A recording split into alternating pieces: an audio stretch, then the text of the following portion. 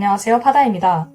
지금 들고 있는 이 앱, 제가 직접 만든 건데요. 사실 저는 앱 개발이나 코딩과는 거리가 먼 경제학 전공생입니다. 그런 제가 어떤 이유로, 그리고 어떤 과정을 거쳐 이 앱을 만들었을까요? 제 전공인 경제학에서는 숫자나 그래프를 다루고 효율성이 핵심이지만 제 시간은 저만의 감성과 방식으로 기록하고 싶었습니다. 지금 보고 계신 게 블링크의 가장 초기 버전인데요. 빈병 안에 타이머의 일정 시간이 지날 때마다 펜이 한 자루씩 계속 쌓이는 구조였어요. 그런데 직접 구현을 해보니 제가 원하는 방향이 아니었습니다. 공부를 하면서 딱 한 번 타이머를 돌렸는데 빈병 안에는 펜이 가득 채워져 있으면 현실과 너무 차이가 크잖아요? 근데 또 반대로 실제로 펜을 다 쓰는데 걸리는 시간을 앱에 그대로 적용하자니 너무 길어서 앱을 사용할 때 성취감을 잘 느끼지 못할 것 같았습니다. 우선 앞으로의 긴 여정 동안 앱이 어떻게 발전했는지를 이 기록 노트에 자세히 정리했습니다. 앱을 만드는 날에는 아이디어부터 구현 후 느끼는 아쉬움, 해결할 방법 등을 차례차례 적었는데요.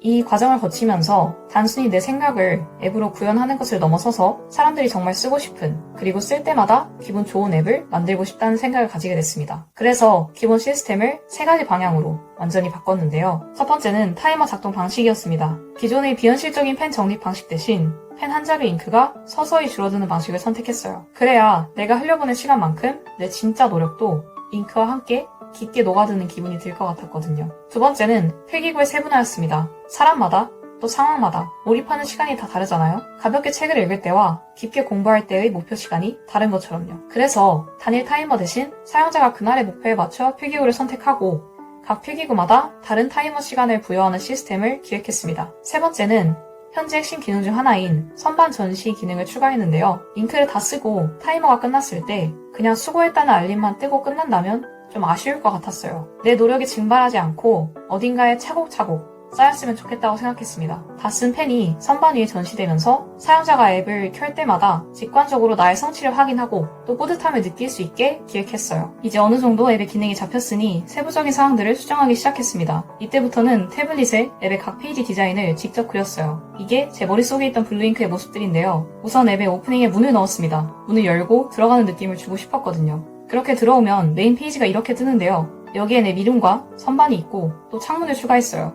이 창문에는 실제 시간과 연동해서 각 시간대에 맞는 하늘을 보여주고 싶었습니다.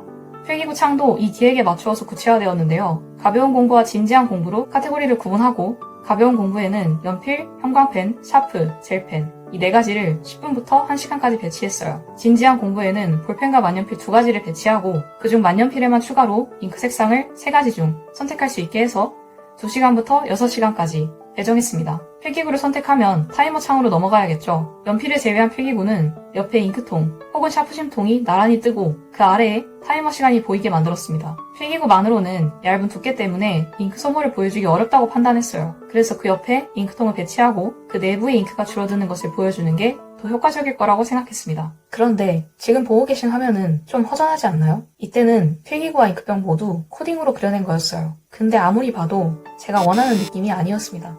필기구를 고르고 잉크를 모두 소모해서 선반에 전시하는 이 과정에서는 사용하는 사람이 이걸 소장하고 싶다는 생각이 꼭 들어야 했거든요. 그래서 이때부터는 디자인에 집중했습니다.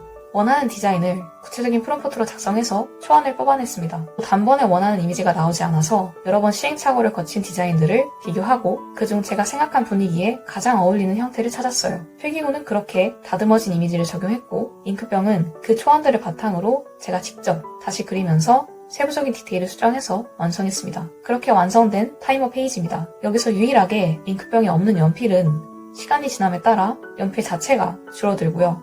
개인적으로 볼 때마다 귀여워서 마음에 들어요. 다른 필기구들은 만년필을 예시로 보여드리면 이렇게 뜨고요. 병 속의 잉크도 고정된 것이 아닌 찰랑거리게 만들어서 좀 더 진짜처럼 느껴지게 만들었습니다. 이 과정을 거치면서 저의 목표는 한 단계 더 나아갔습니다. 처음엔 단순히 타이머 앱을 만들고 싶었다면 이제는 현실과 이어진 하나의 공간을 만들고 싶어졌어요. 문을 열고 들어가는 나만의 공간, 시간의 흐름에 따라 변하는 창밖의 하늘, 고요한 방 안에서 나를 위해 빛나는 선반, 오롯이 나에게만 집중하는 그 시각적인 온기, 이 모든 것을 앱 안에 그대로 담고 싶었습니다. 이렇게 그렸던 것이 이런 과정을 거쳐 지금의 메인 방이 되었습니다.